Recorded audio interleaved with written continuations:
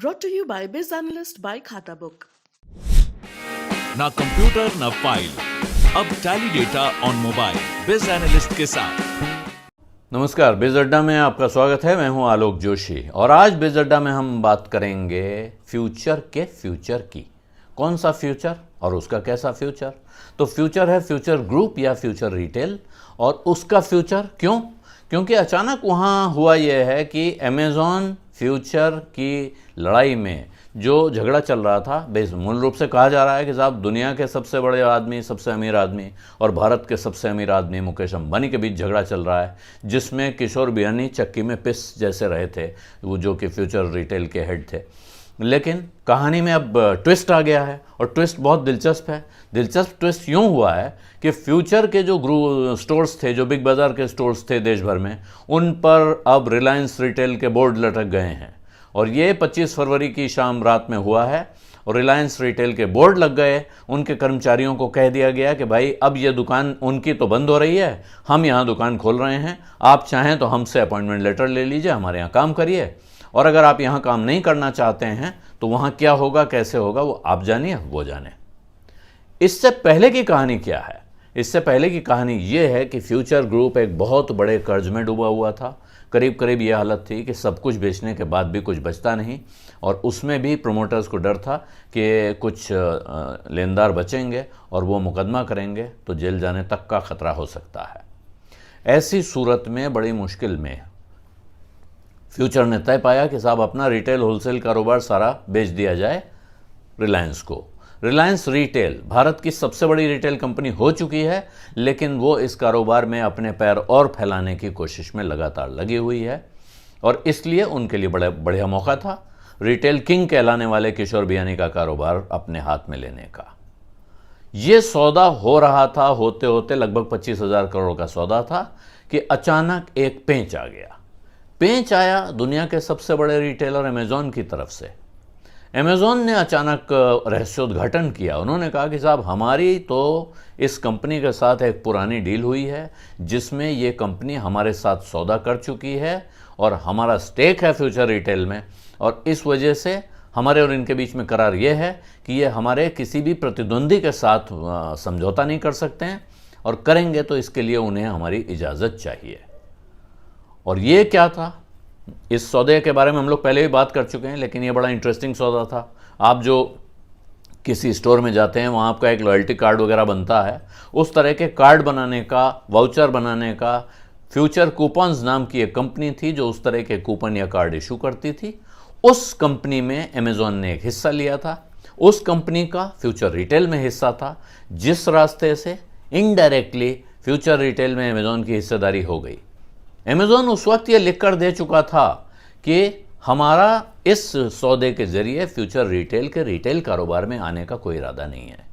ये बात competition commission of India के सामने दी गई थी, क्योंकि कंपटीशन कमीशन ऑफ इंडिया ऐसी चीज़ों को देखता है जिसमें विदेशी कंपनियां भारत के किसी ऐसे कारोबार में आकर मोनोपोली क्रिएट कर सकती हैं। लेकिन अब उसने अपनी बात बदल दी और सिंगापुर में जाकर ट्रिब्यूनल में उसने विवाद खड़ा कर दिया, जिसकी वजह से यह सौदा लगभग 1.5-2 साल से अटका हुआ है। पिछले साल यानी 2020 के अक्टूबर-नवंबर में ही फ्यूचर ग्रुप के पास तो बुरी हालत है, खस्ता हाल था, तो वो अपनी दुकानों के किराए चुकाने की हालत में भी नहीं था। वो किराए क्योंकि नहीं चुका पा रहा था, भर नहीं पा रहा था, और उसको मकान मालिकों ने नोटिस देने शुरू कर दिए थे कि आप अपनी दुकान खाली करिए, नहीं तो किराया चुकाइए। ऐसे में रिलायंस एक तरह से कहिए तो देवदूत की तरह आया, वाइट नाइट कहते हैं अंग्रेजी में, मददगार के तौर पे आया, और उसने प्रस्ताव ये दिया कि साहब ऐसा करते हैं कि ये जो लीज़ आपकी हैं अलग अलग जगह, इन लीज़ को हम ले लेते हैं। जहाँ जहाँ कोई मकान मालिक शिकायत कर रहा है, उस मकान मालिक से वो दुकान हम लीज़ पे ले लेते हैं और हम आपको सबलेट कर देंगे, यानी आप हमारे किराएदार हो जाओगे, उनका किराया हम चुका देंगे, आपसे किराया हम बाद में ले लेंगे, हमारा आपका सौदा होने वाला है, तो उस सौदे में हम ये पैसा काट लेंगे, तो हमें आपसे कोई चिंता है नहीं कि पैसा मिलेगा नहीं मिलेगा। बड़ी अच्छी डील है, बहुत बढ़िया सौदा था। इस नाते किसी को पता नहीं चला कि ये सौदा हुआ। कोरोना का काल था, कितने स्टोर बंद हो गए, कितनों पे ताला लगा रहा, ये किसी को खबर नहीं लगी। लेकिन धीरे धीरे ये हाल हुआ कि करीब करीब सारे स्टोर्स अब रिलायंस के हाथ में हैं। उसका असली किराएदार अब रिलायंस हो गया है और सबलेट वो कर रहे थे फ्यूचर रिटेल को।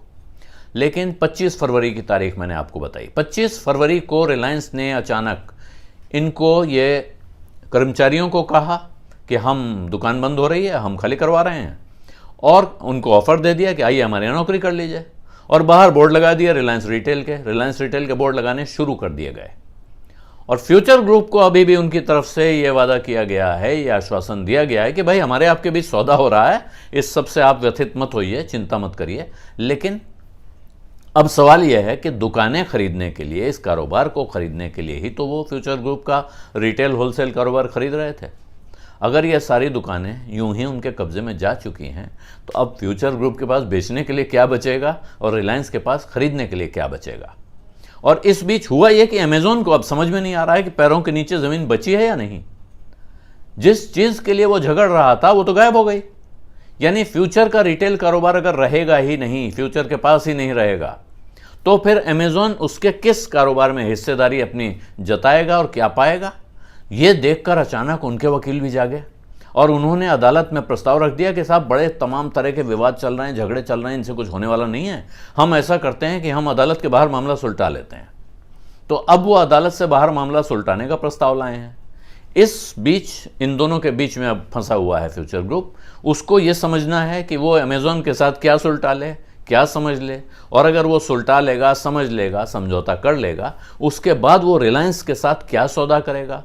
और रिलायंस अब इस परिस्थिति में आ गया है कि अगर वो बाजार में अपनी साख, इज्जत, नाम बचाना चाहता है तो शायद वो किशोर बियानी की कंपनी के साथ इस समझौते को आगे बढ़ाए, उसको कल्मिनेट करे उसी मुद्रा में जैसे वो करना चाहता था।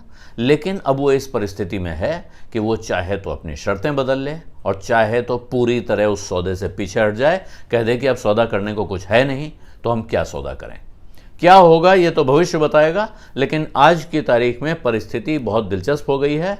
एक सोने की चिड़िया जिसका लोगो हुआ करता था जिस ग्रुप का, वो अब बहुत बुरी विकट परिस्थिति में फंसा हुआ दिख रहा है। ऐसा लग रहा है कि चिड़िया फुर्र हो गई।